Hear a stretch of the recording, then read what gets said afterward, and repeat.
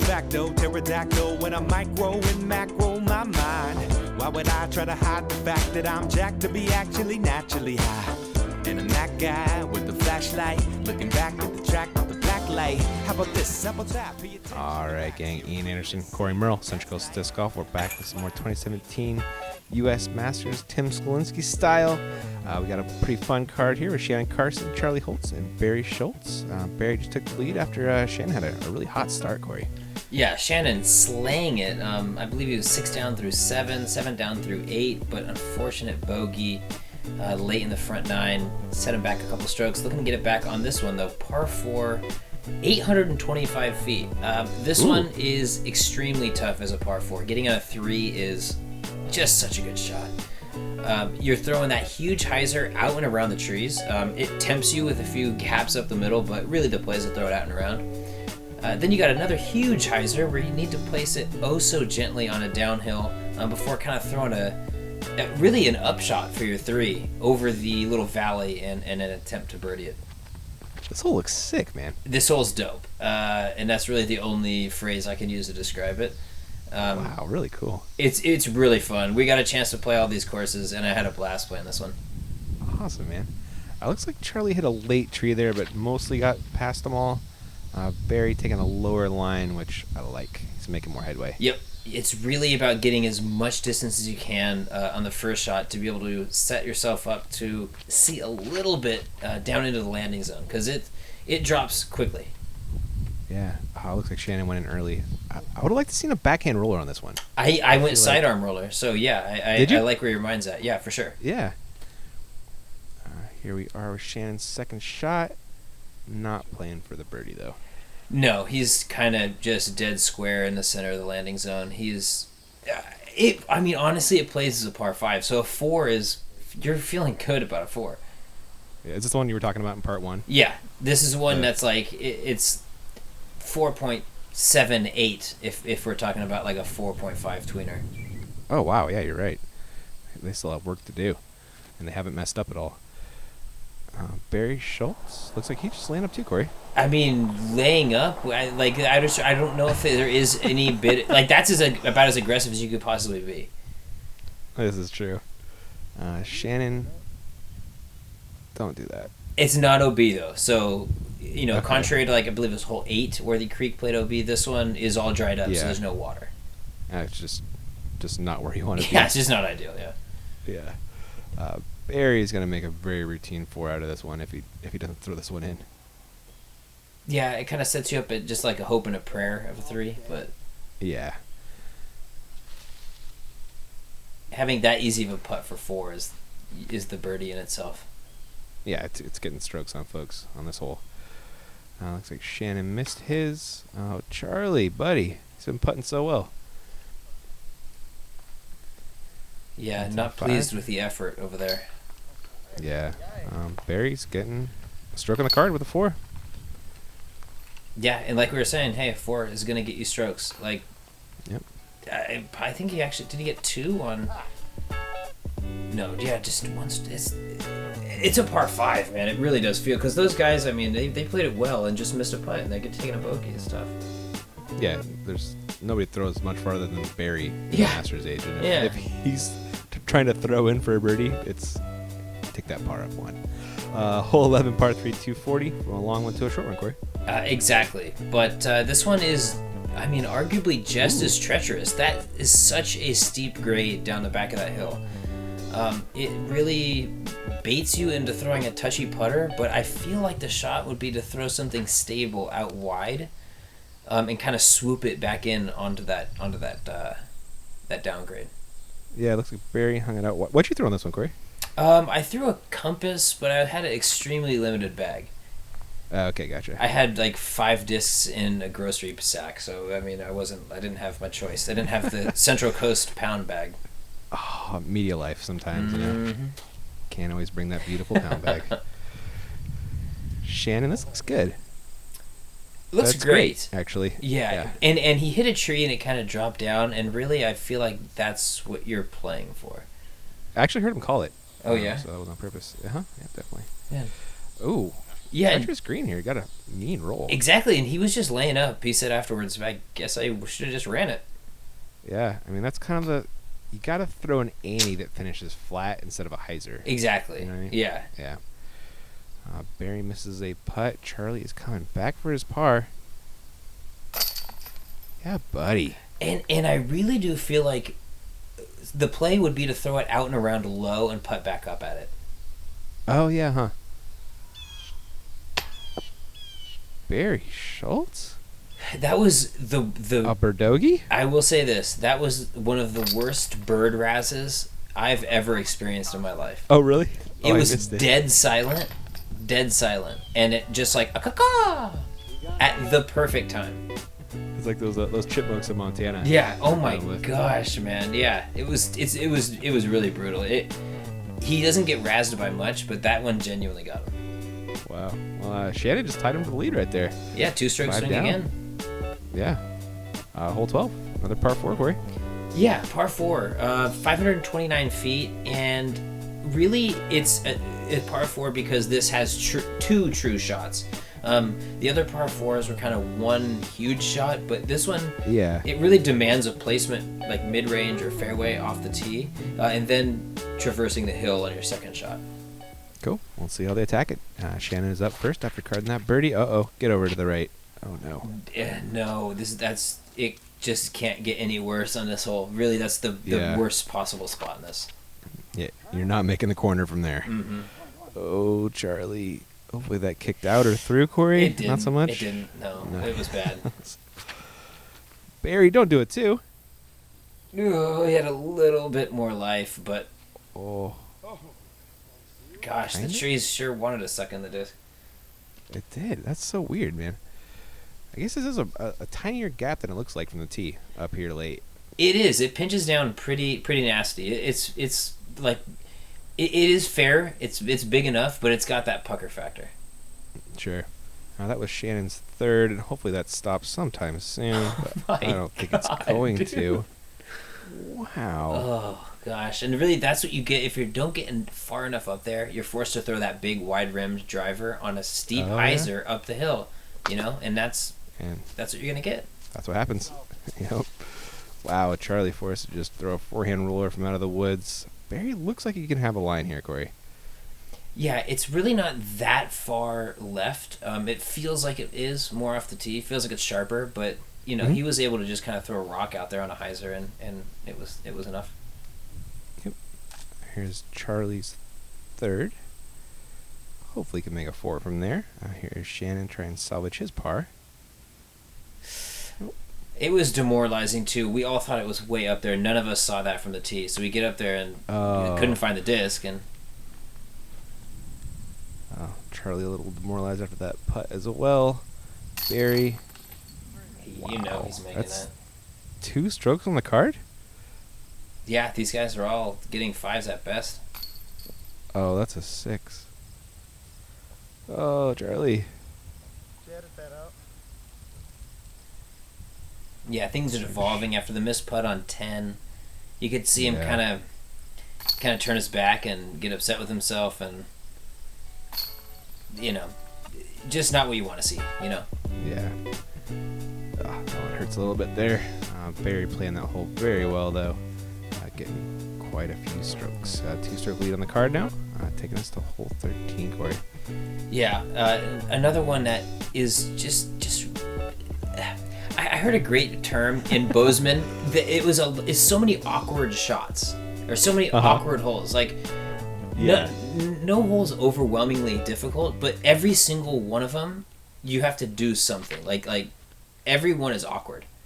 Yeah, it's a different shape for every shot. Exactly, right? And that's really how I feel like this course does a great job of too. Like every single hole isn't like gonna overwhelm you with the distance or the technicality, but you just can't ever let your guard down. Yeah. Absolutely. That was a great shot from Barry. Shannon, great shot. Well done, sir. Charlie? Yeah, and you're going to see these guys just peering these soft turnovers, and it's just not as easy as that looks. The gap is pretty tight. It is, yeah. Both width and ceiling as well. Mm-hmm. Charlie just gave the little half go. Here's Barry for a 2. Yeah, and remember, this is the course that Barry won one of his world titles on. I believe it might have been 2004. Oh, really? Yeah, I can't remember the exact year, but we were talking about it, kind of the difference between the course then and now, and just, kind of the differences in disc golf in general between then and now. But yeah, it was really interesting. Yeah, it's true. Yeah, a lot of new discs in 13 years, man. Disc golf's gone. Yeah, a lot of new ways to play a lot of holes, Yeah, absolutely. Barry's still holding on to 2 strokes over Shannon.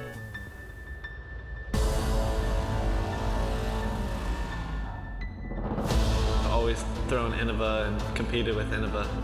I don't think I'd be playing the sport if it wasn't for creating the disc itself and then just taking it to the next level over and over and over again. How great the discs are themselves. It's really gained my trust, and I don't think I would be here without Innova. I don't see myself doing anything else. Again, huge thanks to Innova Champion Discs and the PDGA for getting us out there. Corey, we got our new Innova stamp coming soon. Oh my gosh, I saw that, and all I could think is Juan will literally never be out of work.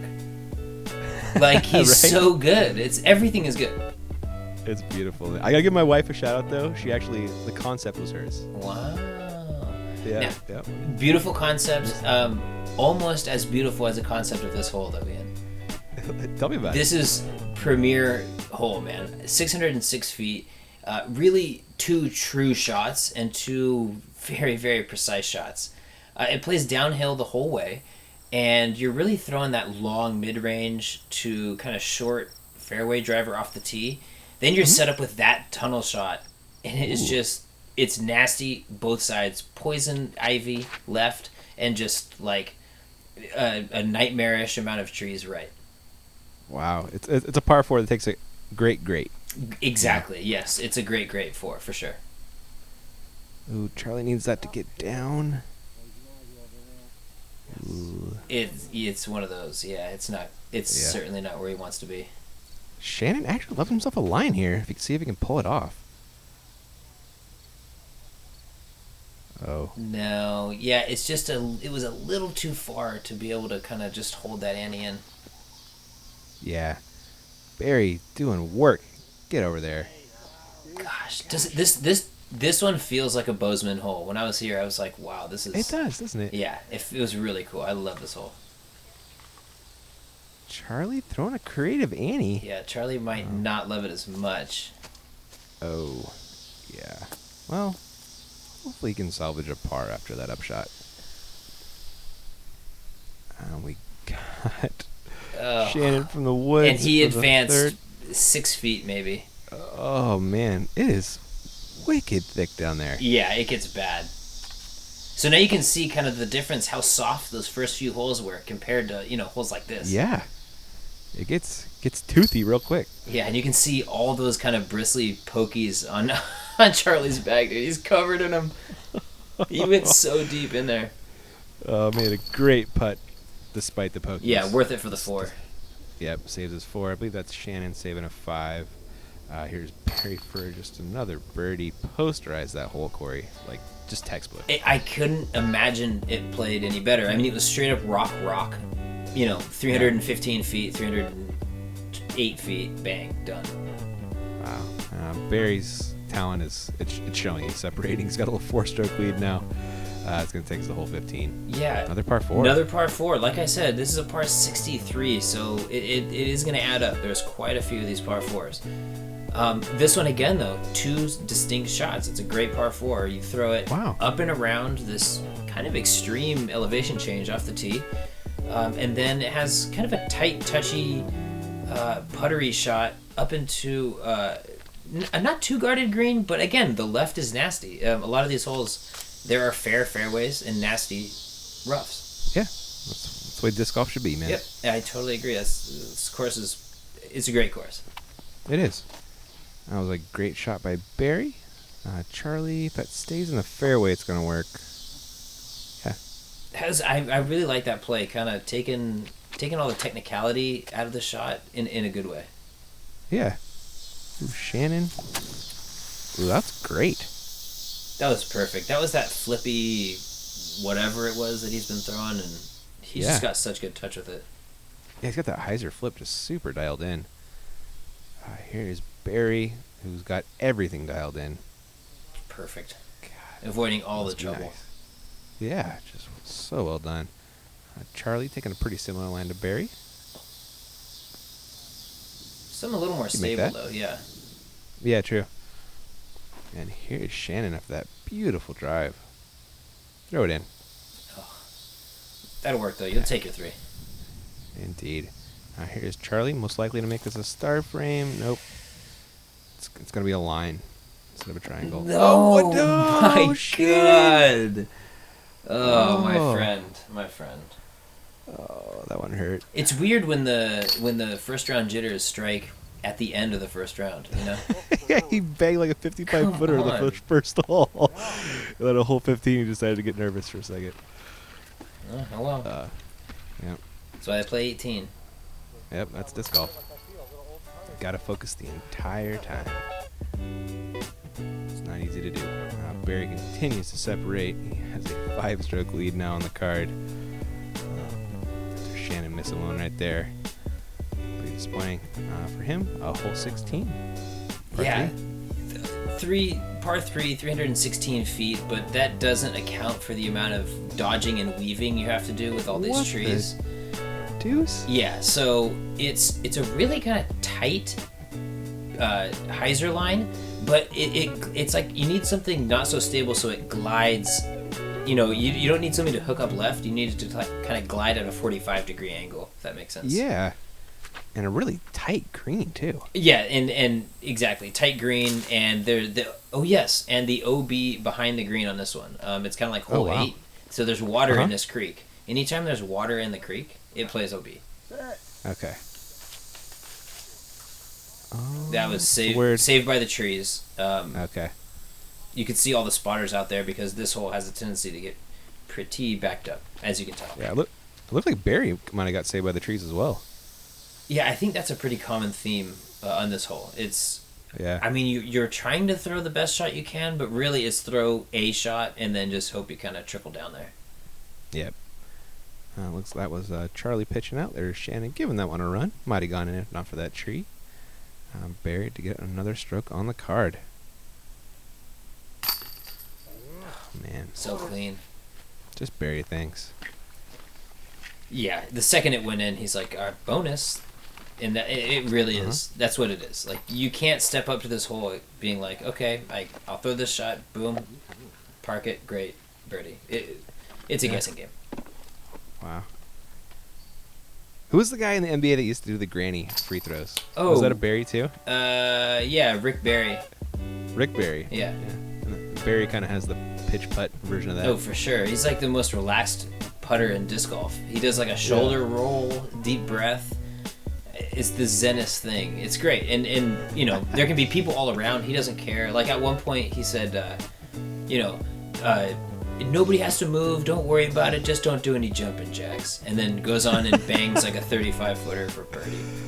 This guy's my hero. Yeah. I love it. Hole 17, a little shorty here, but techie. Yep, 204 feet. The gap it's fair again. You know, at 200 feet, it's small, but it's fair. It's just right in front of you. Yeah, Barry peered it. Charlie, found the middle tree. This is a must-get here. It is. I was so dangerously close to a sidearm roller ace on this hole, dude. Really? Yeah, it was like it caught a little root late and popped up. I thought I was gonna have like a Barsby moment on my hands. That's a retirement ace. You just walk off the course and never play again once you do that. Yeah, exactly right. Retire into the media. I'm done. Playing career over. I got my roller ace. I'm good. The tragic part was that it shot past and did not birdie it. So I'll take what these guys are doing because these guys just slayed this hole. They sure did. Charlie with salvaging the par after that early tree hit, but no shame there. Barry still 6 strokes over Shannon. Last hole of our round coming up, Corey. Hole 18. Yeah, hole 18, par 5 to end it, 958 feet. Originally they were telling me it's a par 4, and I was I was going to have to write the PDGA because it is really hard. Hole 10 was that nasty par 4 that I said should have been a par 5. This one's even nastier. You're throwing kind of like straight up off the tee, so a lot of elevation to fight, and then it's dodging and weaving through trees, only to have a lake on your approach to the right and a line of trees on the left. So it really is a pocket of maybe 45 or 50 feet that you have to hit, 900 feet down a fairway. Dang. Barry pumping out the drive here. Barry smashing it per the usual. It's so casual when he throws those big distance shots. He just like rips, I believe it's a Star Boss, and it just goes 400 feet every time. Yeah, if not 450, 500. Yeah. He throws far. Shannon came up a little bit short of there. Didn't get the flip on that one he was accustomed to. And Charlie, that'll work. Yeah, that's a good pull on it. And that's, I mean, you're not trying to do too much on this tee shot. You don't want to go into the thick stuff on the left. You really just want to be able to attack. Mm-hmm. Here is a second shot. That was from Shannon. Yeah, that shows you how uphill it is because those guys throw far. Shannon's no slouch. You've seen him throw 5 bills once today at least. Yeah. Here's Charlie's second shot. Putting a good move on it. And Barry. Gosh, he's so good at keeping it low, keeping that nose kind of down and up at the same time. I don't even know how to describe it. Yeah. Beautiful throw. That should be a pretty easy up and down for him. See if Shannon can get up and down from here after his third shot. Oh, Corey, that's going into the... Yes, and good reaction. You can see how nasty that would be if you skipped a foot earlier and you're behind that. Yeah, sure. It's pitch out, Phil. Charlie, this looks pretty good. Stay. Ooh. Yeah, it stayed up on there. Thank goodness for that one big weed. Clutch. Here's Barry's third. Barry Schultz. Yeah, it's just so casual, man, and this hole's not that casual. Oh, I thought Shannon was going to bang another huge one. I know, right through the chains. Yeah. Make the comebacker at least. Oh, no.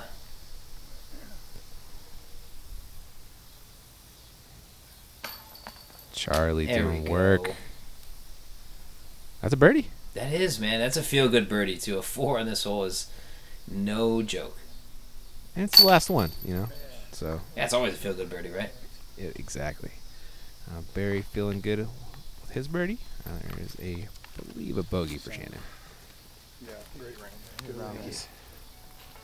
Yeah, good juju on the card, after man. hole 18 handshake. Yeah, I know, right? It's nice. Unconventional yet effective. I dig it. Easier to film, that's for sure. Yeah, definitely. There's Barry with a 12 down. God. Yeah, that's like it. When you look at it, it just doesn't seem like it's doable on that course. But look at all these guys, man. 12 down, 11 down, 11 down. They played well. Wow. Should be a fun lead card for round 2, though. Absolutely, man. We've got a couple of familiar faces that you've seen before. Barry obviously maintaining his spot. We've got George Smith, who shot a great 11 down. We've got Dave Feldberg at 11 down. Obviously, everybody knows him. And local hero and dark horse in this tournament, Jason Duden. Cool. Yeah, local shredder, and he's good. He can hit a putter, too. Nice, man. I'm always down to watch a new game, see how they play. It's always fun. But hey, wait, we got Joe Revere waiting in the links, man. He's top of the chase card, so maybe he can put a move on, That'd be nice. I love watching Joe, man. That guy's amazing. Very cool guy, too. All right, guys, that's all we got for round 1. We'll catch you in round 2, 3, and 4, I believe. Right, Corey? Yeah, 4 rounds. All at amazing courses. This next one, Grandview, is the pitch and putt of the 3 for sure. But we end at 2 rounds at Ewing, which is an incredible course. It does have that park-style feel, but definitely some nasty woods golf and a lot of par 4s. I believe it's par 58. So cool. Yeah. Well, it should be a fun watch. Well, everybody, thanks for watching this one, and we'll catch you in the next one.